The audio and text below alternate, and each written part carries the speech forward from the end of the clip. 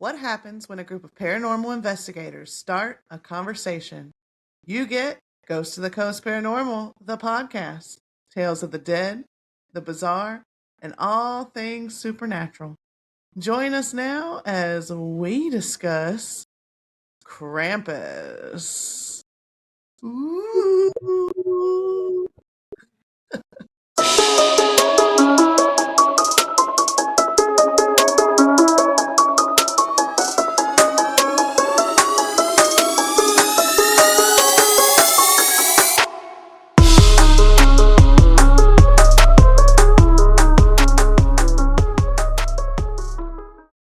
Hi, and welcome back to Ghost to the Coast Paranormal, the podcast. I'm Erin.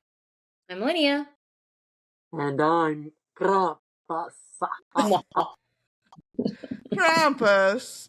That's funny that you're here tonight, Krampus, because you are the one that we are talking about tonight. Yes. Yeah. And it's supposed to be Deborah's week, but I'm assuming you ate Deborah or took her in your bundle and beat her with sticks. She must be a girl. Deborah.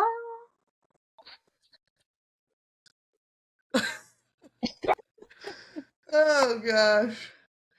I can't. Uh-oh. Scene change. Hey. Oh, it's Deborah. Welcome back. That is much better. Glasses is fogged. Oh. Did you have them on inside there? Yes. Yeah. Got to cut Oh. deep in there. Oh, Lord have mercy. Look, leave it to us to play the parts of the episodes. Right. I thought about that afternoon. I was like, I have got that mask in there. That would be kind of neat. That's funny. Yeah. There I you was go. not expecting it. Nope, not at all. Don't put it on a little later, and I was like, nah, let me have it on when I join in. There you go. There you go. So how are y'all doing tonight? Good, you? Tired but good. Yeah. I like those lights back there, Linnea. Timo. Those are pretty. Hashtag not sponsored. I love that. Yeah, I've never ordered from Temu, but some of their stuff's pretty neat. Oh, I get lots of orders. Going back to last week real quickly, you told us those boxes wouldn't be there this week, and I see boxes. She called you out, girl. So those boxes, my tree's not up. Those boxes are everybody's Christmas presents that I have to wrap. So those are my 2 giant Amazon boxes full of people's Christmas presents that I gotta wrap. Wrapping is long butthole cousin. Yeah, you right about that. I hate it. I normally do bags, but I have to wrap some stuff this year. I even hate messing with bags. Yeah. No, my husband and I normally make a night of it. He'll wrap, I hand them to him, and then I label them. No, I hate it. I'll do it all like the day before Christmas and then just wrap. I'll go in my bedroom for like 5 hours and then me and Blanche will just sit there and wrap presents. So when people get presents, they get Blanche fur inside as well. I understand. They get parts of my pets too. Yeah. Now I try to wrap them as soon as I buy them because I don't have any room to store them and I want to put them right under the tree. See, I used to do that and I would forget what I had already bought somebody. Oh, I keep a list. I have a paper pad that says initials. Well, See, I have to do that anyway because I have to make sure I'm buying the correct amount of presents because, God forbid, somebody has 13 presents and somebody has 15 presents. So it'll be the end of the world. Yeah. I do all of my shopping at once thanks to Amazon. And as soon as it gets here, it all sits in a box until everything is here. And then I go through and I label everything with my own little special mark so that I can tell which one is which and which goes where. And then I wrap it all. and then I label it again, and it goes in a bag under the tree. I just bought these cute little labels from Temu, little Christmas Oh. labels. It was like 200 of them for like $3 or something. Nope, I do the good old Sharpie, my friend. Sharpie right there on the... Oh, Erin, we're gonna have to work on you. That's Right. not very festive. Sharpie right there. To Robert from Erin. To Mom from Erin. Oh gosh. On the tree, everybody got their own. Well, my boys, they had their own wrapping paper. Chad had one specific one, Dylan and Frankie, and they didn't know what belonged to who until Christmas morning. Well, there's so many of them now, and I don't want pieces and parts of rolls of wrapping paper left over. It gets wrapped all in the same thing, and everything gets a number on it. And then Christmas morning, they get a slip of paper with numbers on it. There you go. That's a good idea. Nope. That is a good idea because it prevents people from finding their names and trying to take a peek beforehand too. They don't know which ones are theirs. That's right. I can see Gina trying to get in there. I just go to my closet and whatever wrapping paper I have, I use it. You might get birthday wrapping paper. You might get Christmas. You might get graduation. You might get wedding. Who knows? Well, Dylan told on himself one year because with my job, we would get boxes of reams of paper that would come in boxes. Mm-hmm. And file folders and stuff. And I would save those boxes throughout the year. Dylan asked his daddy one Christmas, he was like, why is she giving us office supplies? And y'all were like, Snoopy McSnooperson. Girl, office supplies make me super happy. There's nothing more that I enjoy than being like an Office Depot and stocking up on office supplies. Well, I do. Yeah, I mean, I'm like that too, but it would have been if I was 6 years old. No, if you were little, it was always you had to get toys. Like you didn't even want gift cards as a kid. It was, I want this toy and this toy. I didn't even We always knew, my mama's parents, we always knew that whatever I got, my cousin Crystal was going to get the same thing. So we always had to open the same size boxes at the same time. So, because if I got a dress, she got a dress. If I got a sweater, she got a sweater. Right. But we all knew that Grandma Todd was going to give us underwear and socks.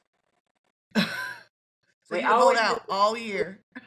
I'm at the weird stage where my son's wants weird things. Like I'm getting him a wok for Christmas. Like done? Yeah. A wok, yeah, he wants a wok. I'm getting a pizza stone for Christmas, and I'm so excited for it. I like pizza stones. They're good. Yeah, so. Yeah, I love pizza. Yeah. I want to get a little Botox for Christmas. That's what I'm going to ask for. Did y'all... So did y'all ever try and snoop and sneak a peek at your presents? Oh, yeah. Girl, I can tell you, do you remember the very first year that you're too young, Cabbage Patches in the 80s? First Christmas they came out, I wanted one so bad, and I knew that my stuff was in the closet. Yeah, I was playing with that thing before Christmas. See, I never snooped. But see, also I knew where everything was. I never snooped, and here's the reason why. And hopefully we don't have any children listening to our show because a disclaimer. But my mom was like the queen of Christmas magic for us growing up, and she always made Christmas Eve and Christmas Day magical. Like we would go out there, and my grandmother, her mom, she would come over and stay the night. So grandma stayed on Christmas Eve night with us, and we would go out Christmas Eve night into the yard with reindeer food, and we would sprinkle that, and then we would leave carrots and cookies out for Santa. And every Christmas morning, Santa would have eaten like 2 cookies and taken a bite of the third, and left just a little bit of milk in there. And we would always get letters from Santa. And you know, I swear as a kid, like, well, one year Santa accidentally left his hat behind. So we had Santa's hat. And then another year, like, I swear that I was laying in bed and I swear that I heard jingle bells. But like it was always so magical that I was 13 before I realized what was actually going on. And I think that's awesome. yeah. So I mean, I never snooped because I was like, no, I'm not gonna snoop. And it was the way it was always like mom would get us, she would always get us 3 gifts.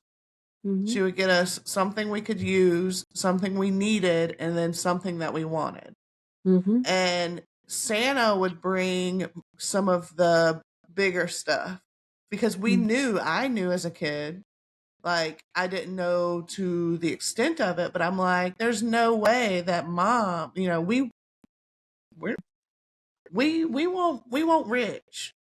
Right. I mean, and I'm like, there's no way that mom can afford a TV VCR combo with on top of having like the Shrek DVD or the Shrek CD or VHS and the Spice World VHS, you know? I'm like, that's a big ticket item. But as a kid, because it came from Santa, I was like, oh. And but yeah, I was 13 and it was and I remember the day that it was ruined for me. It was ruined for me. It wasn't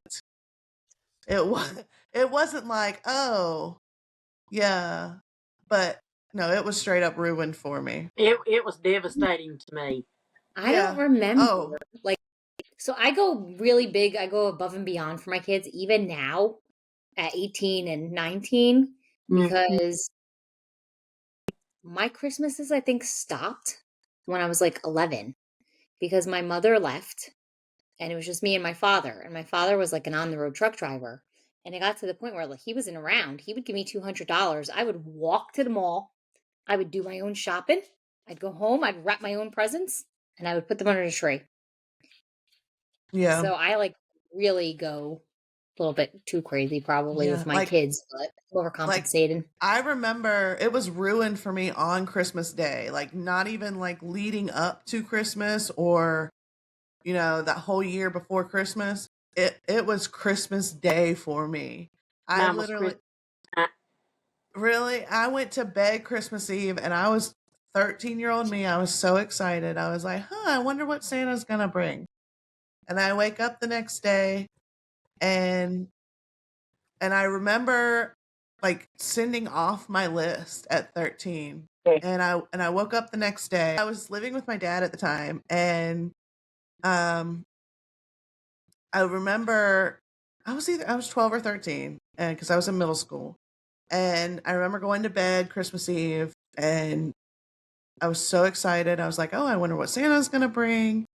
And I woke up the next day and there was an outfit on the chair. So there was an outfit and it was a cute outfit. But then somebody had said to me during the day, well, that's what happens when you get older. Santa Claus stops coming. Oh no. And I'm like, what? Like, because it was just an outfit. Like, I didn't really get anything else. And so I was like, what? Like, I was hurt. I was a little sad. And so from then on, like, I love spending Christmas with my mom because she's still, even now, as you know, we're all adults, we're all off married, and you know, my sister's got a baby coming. I mean, she still makes it magical for us. And so like we all have our traditions. What kind of shelf making rounds around here? And again, my kids are 18 and 19. elf, that stupid elf on the shelf is still making its way around here. Actually, I think it's hanging out with the zombie dolls right now. That's funny, but like, I mean, like, it's for me, and Robert thinks it's the stupidest thing, but for me, like, it's just the two of us, and I do stockings for us, That's and not stupid. he thinks it's the stupidest thing, and I'm like, look, I love doing stockings. I love it's stupid little Dollar Tree shit, but I love doing it because that's what I was brought up Carry on with on. your traditions, yeah. Yeah. So I don't know. But I'll be honest with you. This year it feels different, and I'm just not really in the Christmas mood this year. You know, with all Like, these parades, yeah, I figured the parades would be getting in there. No, I'm just not in it. Like, I'm just not feeling it this We year. might I have don't. to shake it up a little bit. Was it tomorrow? Is it tomorrow night we're in the parade? Tomorrow? Yeah. Yeah. Yeah, we might have to shake her around tomorrow, get her in the Christmas spirit. But I don't know if it's because it's like the first Christmas without my grandmother, like my Grammy, or if it's like the fact that this could be the last year of like my mom's traditional Christmas, because they'll start going to my sister's house once the baby's here. And so I'm like, I'm just not feeling it this year. Well, why don't you go to your sister's house with your mom and dad? I'm not driving all the way to Raleigh. Oh. Live here. No, I'm not going all the way to Raleigh on Christmas You Day. guys are going to have to figure out plans once, because you have other siblings too. So what we normally do, and mind you, we're spread out. My father-in-law's in North Carolina, we're in South Carolina, and everybody else is in New Jersey. So we rotate Christmas Eve. Yeah. I mean, so I don't know. I don't know what we're going to do next year. I mean, I'm excited that we're going to have a new baby in the family, but I'm Don't worried forget that to get the app. Tell your sister to get the app. The baby translator. Oh yeah. Oh Lord. But now that we've had now that I've had my therapy session. We had split Christmas Eves. Yeah. Mornings. One year we would be at my daddy's Christmas Eve night and wake up Christmas morning there and then go to mama's. And then the next year we would be at mama's and then go to daddy's. Daddy would always let us open one gift on Christmas Eve night. Mm-hmm. Mama weren't having it. No. Mm-mm. We always do Christmas Eve is with my father-in-law and my husband's family because they do the festival of the seven fish. Yeah. And do then you Christmas eat seven Day. fish? Well, they do. I don't like fish. But do you cook like 7 different fish? Yeah, they have like fish salad, and then they have a pasta that has like it's like an anchovy pasta. That's actually good. And I don't even really know. They do like calamar and fried shrimp, and they have all the fish, but Fish. Okay, so it's some kind of a seafood product, not just fish. well, like I said, it's like fried shrimp, calamar. Right, but when Pasta, you don't eat anchovy. I'm thinking like trout and flounder. No, there's no specific. No, it's more like fish. Yeah. No, Fish.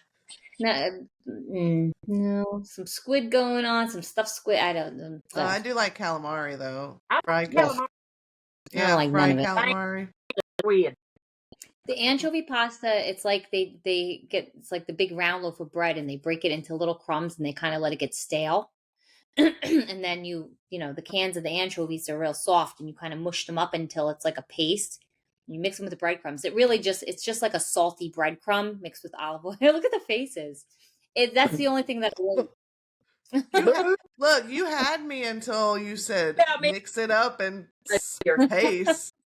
Mix it up into a paste. It just makes like salty breadcrumbs with olive oil and Parmesan. Yeah, I mean, I don't mind anchovies, like, but and you had it's just a little. Yeah, it's just like a little fish. Yeah. But like, I don't mind that. But you had me up until you just mush it up into a little paste, and then I was good. It's real soft. But I think this year I'm going to bring some food because Gianna doesn't eat any fish either. So I think I might bring lasagna or something this year. There you go. Yeah, growing up. Or an Italian thing. Italian thing. Italian. Yeah, there's a Yeah. movie. If you like, there's a movie on Netflix right now called the Festival of Seven Fish or something like that, and it kind of reviews all of that. It was a good movie. Yeah, I would do split Christmases too, though. I would do 1 year I'd be with my mom, 1 year I'd be with my dad, so on and so forth. But that's enough Christmas talk from us. Now it's your week, Deborah. Tell us all about it. And we want to know all about Krampus. And that was crazy with the camera, your camera zooming in as you're going like this. But tell us all about Krampus. Oh, do y'all know about Krampus? Have you watched the movie? Yes. Yeah. Linda, did you watch the movie? Yeah. Yay! I watched it before. I just watched so many movies, it's hard to kind of keep up. Yeah. But there's a lot of them now for Krampus. Yeah, there's a lot. And actually, yesterday was, I don't remember what they call it, festival, Krampus Day or something like that. December 5th, which I think we need to do one next year. I was thinking about that when I was watching the Krampus parade. I'm like, how cool would that be? Like, maybe we should have Krampus come to our Christmas parades next year, walk alongside of us. Erin, you think your stepdad would dress up as Krampus for us? Do we want He's him nice to and dress up? tall. Do we want him to dress up, or do we want him to drive us? I don't know, man. It might be worth walking to have Krampus come with us. That's Yeah. like, I don't know. That's a long walk for him. we got the golf cart. We'll work something out. We'll figure that out. I'm hoping next year we'll be in the Conway parade. Hint, hint, Conway, if you're listening, hit us up. Conway. Girls, it's Christmas, not Halloween. I fell in love with Krampus when I first watched the movie several years ago, actually by accident. Huh. I didn't know about Krampus. I didn't know what it was. But, yeah, I like him. And I want to go to the Krampus Festival in Germany. Is that so Austria has a Krampus thing, and so does Munich. Yes. And actually, I was reading Croatia does something too. Yes.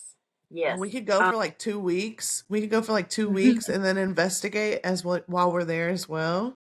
Heck yeah. Oh my God. All right. So, anyway,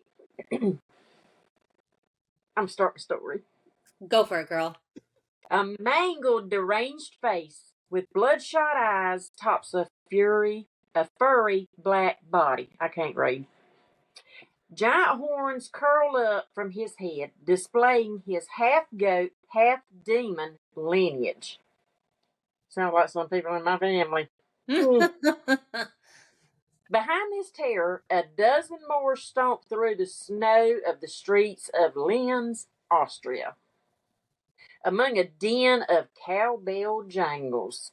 I forgot my bells. Dang it. I have a cowbell. The creatures dashed through the streets, chasing giggling children and adults alike, poking them with sticks and scaring some with the realization that they were naughty this year. Linz's annual Krampus parade, also known as Perchtenlauf.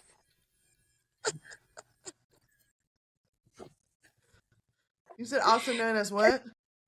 Perchtenlauf or Klaubauf. I can murder a word. Resurrects a centuries-old tradition. Young men in town dress up as the mythical creature and parade through the streets in an ancient pagan ritual meant to disperse winter's ghost. They march dressed in fur suits and carved wooden masks and carrying cowbells. The tradition, also known as Krampuslauf or Krampus Run, is having a resurgence throughout Austria, Germany, Slovenia, Hungary, and the Czech Republic. and has gained recognition in the United States. The creature has become so popular in recent times that he has a comic book series, parties of his own, and even a new movie. And after all, says Jeremy Seegers, organization of Krampus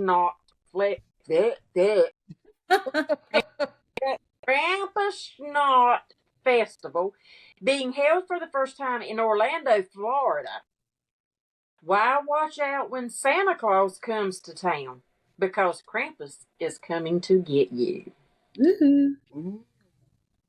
Krampus himself historically comes around the night of December 5th, tagging along with St. Nicholas.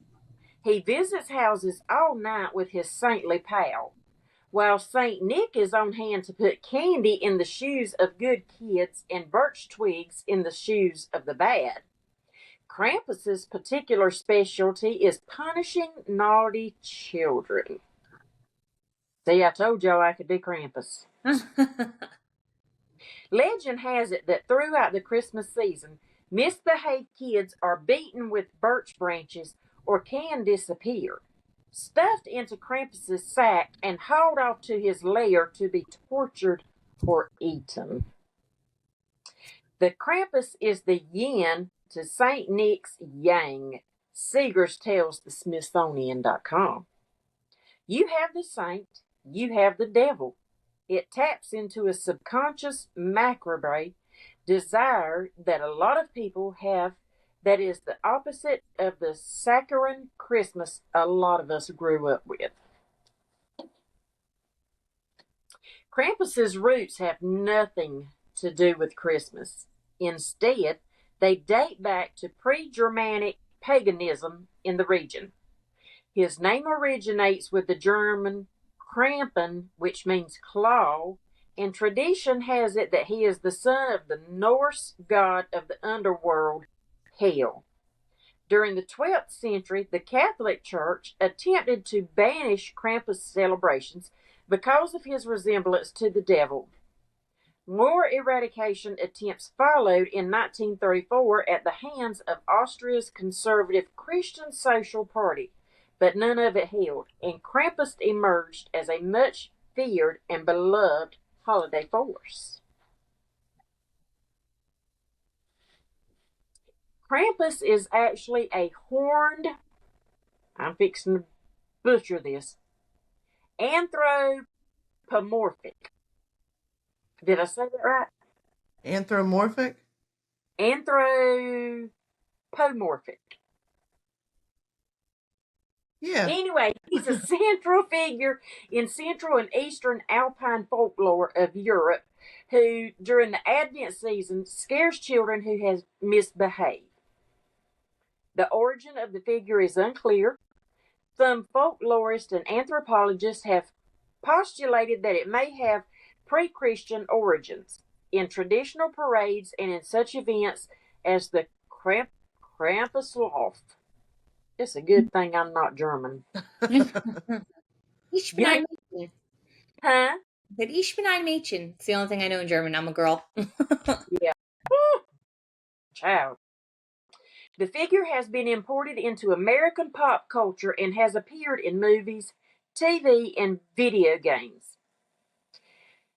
It's thought that it originated in Bavaria.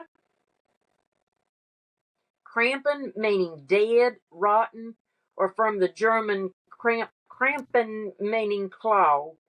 The Krampus is considered to be a half goat, half demon monster in some legends, and its role is to punish bad children. How come he hasn't been in my house yet? Because he's only. Why he never came to the my Krampus, I got some addresses for you. He's busy in Europe right now. In the aftermath of 1932 election in Austria, the Krampus tradition was prohibited by the Dollfuss regime under the clerical fascist Fatherland Front and the Christian Social Party.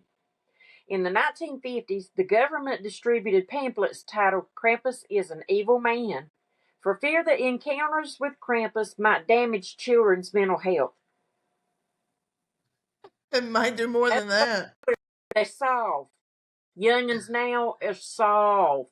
Yeah, you can't scare today's kids.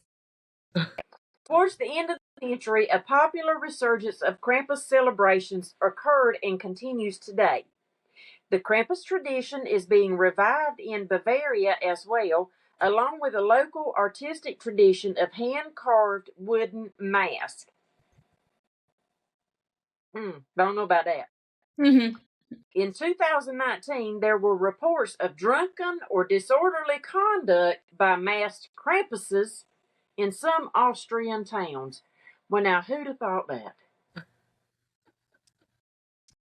Let me go get drunk and show my ass. People don't know who I am.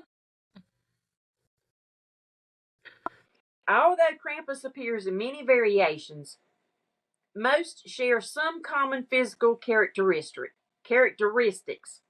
He is hairy, usually brown or black, and has the cloven hooves and horns of a goat.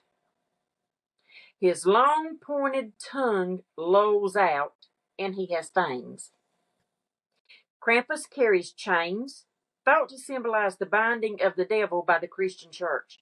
He thrashes the chains for dramatic effect. The chains are sometimes accompanied with bells of various sizes. Of more pagan origins is the root, a bundle of birch branches that Krampus carries and with which he occasionally swats children. The root may have had significance in pre-Christian pagan initiation rites. The birch branches are replaced with a whip in some representations. Insert whip sound here. Sometimes Krampus appears with a sack or a basket strapped to his back. This is to cart off evil children for drowning, eating, or transport to hell. Some of the older versions make mention of naughty children being put in the bag and taken away. The quality can be found in other companions of St. Nicholas, such as Zwart Piet. Never heard of Zwart Piet. Nope. So, the Feast of St. Nicholas is celebrated in parts of Europe, and on December 6th, on the preceding evening of December 5th, Krampus night, the wicked hairy devil appears on the streets, sometimes accompanying St. Nick, and sometimes on his own. Krampus visits homes and businesses. Ooh. No one is safe. The saint usually appears in the Eastern Rite vestments, a bishop, and he carries a golden ceremonial staff. Unlike North American versions of Santa Claus, in these celebrations, St. Nicholas concerns himself only with the good children, while Krampus is responsible for the bad. Nicholas dispenses gifts, while Krampus supplies coals and the root. You know, my mamoose always told us that if we were bad, you know, I don't know, however many years ago and up north or whatever, kids were told they would get cold. We were always told that we were going to get a sweet potato and a bag of switches. I've heard a bag of switches and a piece of coal. That must be where that comes from. Oh. We only had coal. We only had coal. Now after last week's, I might start putting what was it, old potatoes or something. Yeah. Even I might put out some old potatoes this year. What if that's where that came from? What if your mamoose knew about the Yule lads and Krampus? Could be. Old potatoes. A seasonal play that spread throughout the Alpine regions was known as the Nikolausspiel, or Nicholas play. Inspired by Paradise Place, which focused on Adam and Eve's encounter with a tempter, the Nicholas plays featured competition for the human souls and played on the question of morality. Ooh. In these Nicholas plays, St. Nicholas would reward children for scholarly efforts rather than for good behavior. This is the theme that grew in Alpine regions where the Roman Catholic Church had significant influence. And let's forget about Krampus. Mm.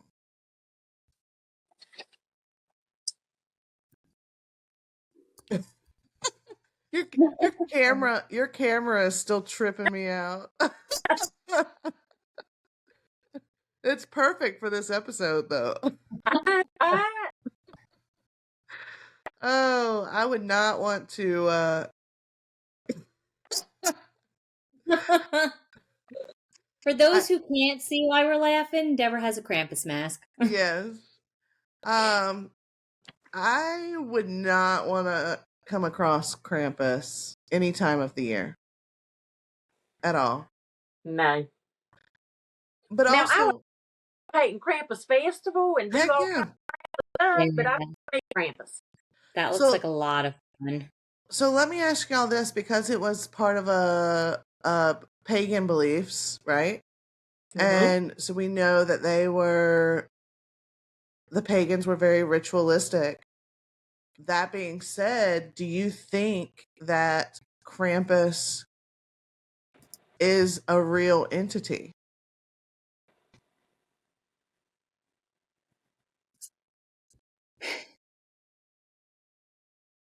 So I was looking at TikTok a little bit. Have any of you found anything like, I've seen Krampus, I've met Krampus? Did you come across anything like that in your research? I got a couple of Reddit stories. Okay. I didn't do the TikTok. No, TikTok. No, I didn't do the TikTok. That's it. Krampus is coming for you. You didn't do the TikTok. Gonna get the birch stick out. You're in trouble now. Look, if Krampus is all I got to worry about, I'm doing pretty damn good. Well, here's my thing. So I do have a couple stories from Reddit. But here's my thing, though, is like, so we all watched the movie. At the end of the movie, # spoiler alert. So if you don't want to hear spoilers, fast forward. Yeah, fast forward just a little bit.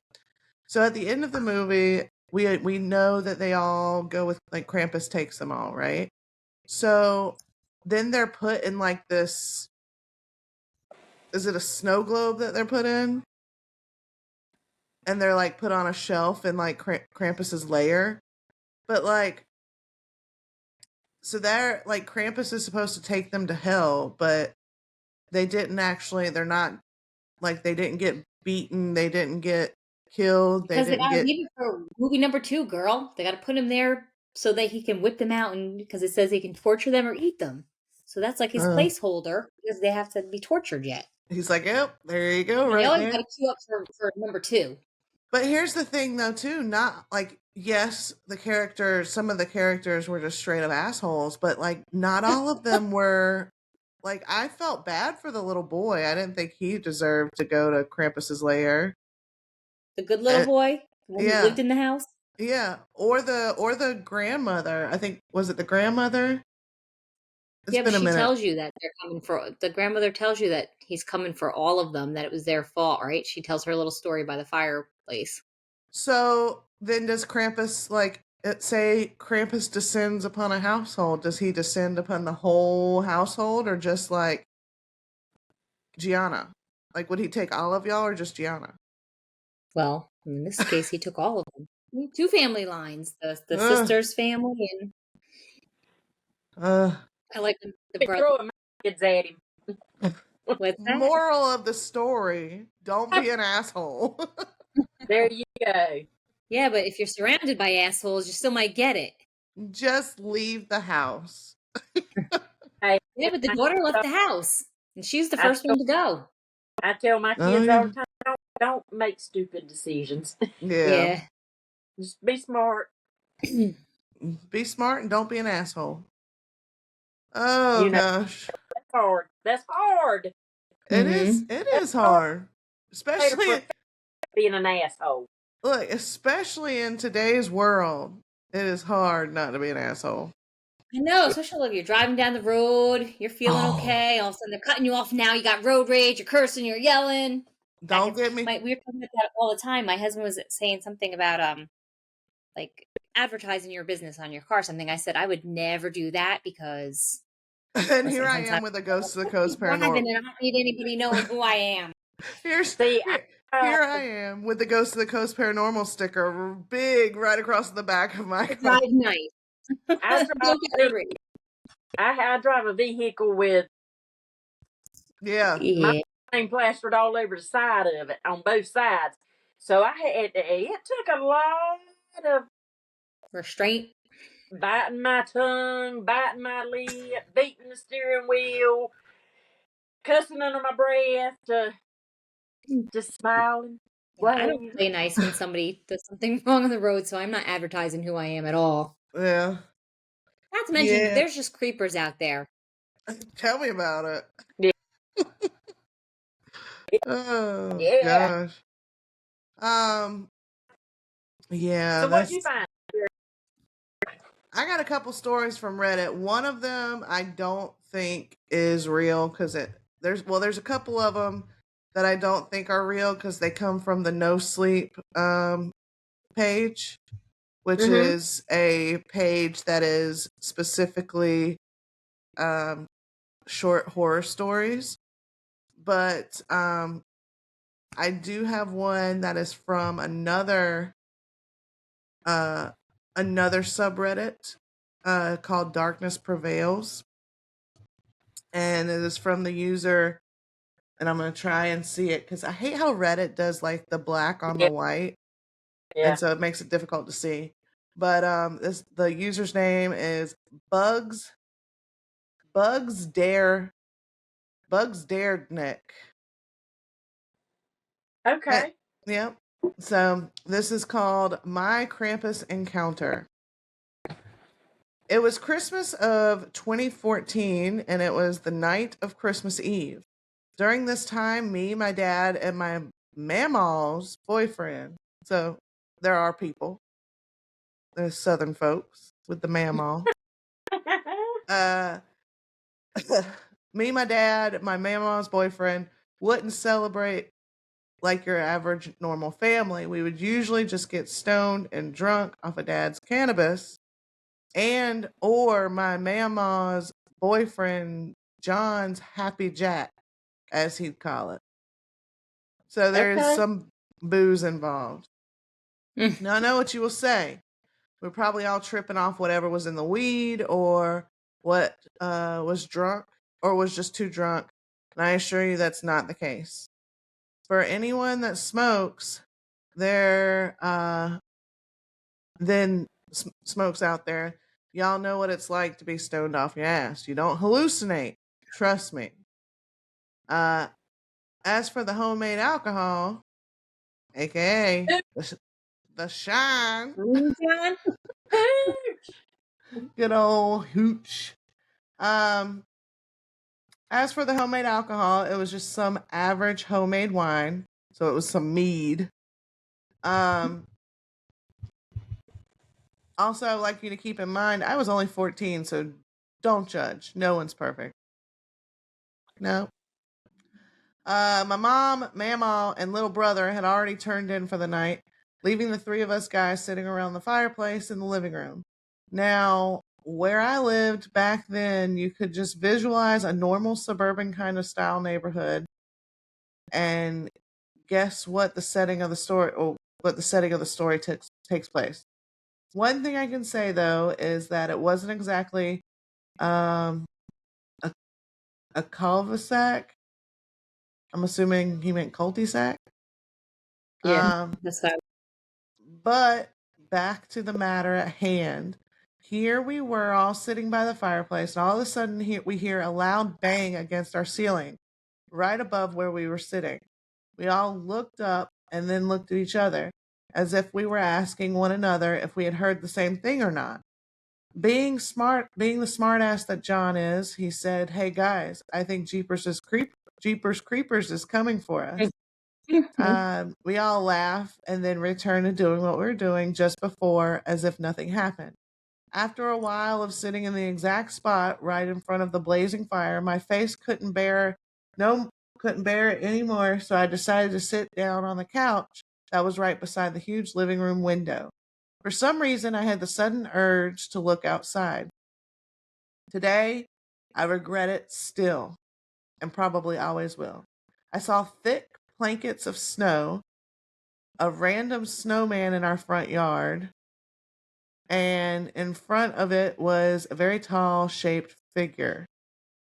At first, I wasn't I wasn't paying any attention to the figure. I just tried to figure out how the hell we went from not even an inch of snow to at least 6 inches. This sounds an awful lot like the plot of the movie, doesn't it? Mm-hmm. We'll see. I didn't read the full story, so we'll see. It's a surprise for us all. I looked around, and the neighbor's yard was the same as before. It struck me as odd and decided to start paying attention to the figure, and that was now closer to the house and then than what he was before. But now I could see his face illuminating in the living room light. I stared at the thing for at least 5 seconds before I started to analyze his face. He had a dark, wrinkly, dead looking face and a bright white beard that seemed dirty and unkempt. For better words, he looked like an evil Santa Claus. I yelled for Dad and John to come to the window and look outside. As soon as they looked at the window, I could tell they'd noticed everything I had noticed just by seeing the expressions on their faces. Dad took off yelling about getting a gun. John did the same. And when they returned, Dad held in his hand a .22 revolver, and John a damn 12-gauge shotgun. They started stumbling back to load their weapons, and as I pulled my pocket knife out, I had bought just days before, I just didn't want to be the odd one out without a weapon. Yeah, good old Swiss Army knife's gonna do a hell of a lot of good against Krampus. She get in the eye, maybe.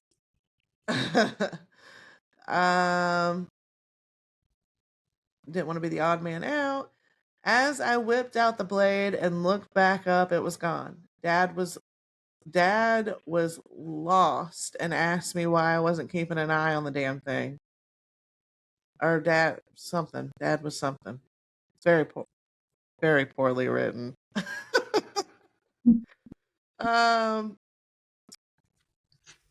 But I just ignored him, looking back out the window. Everything that was there before was gone except for the snowman that had already started to melt.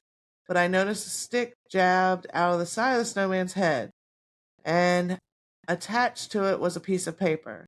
When I noticed this, I rushed out to the front while Dad and John were rambling on about it not being safe. I pulled the stick out and began to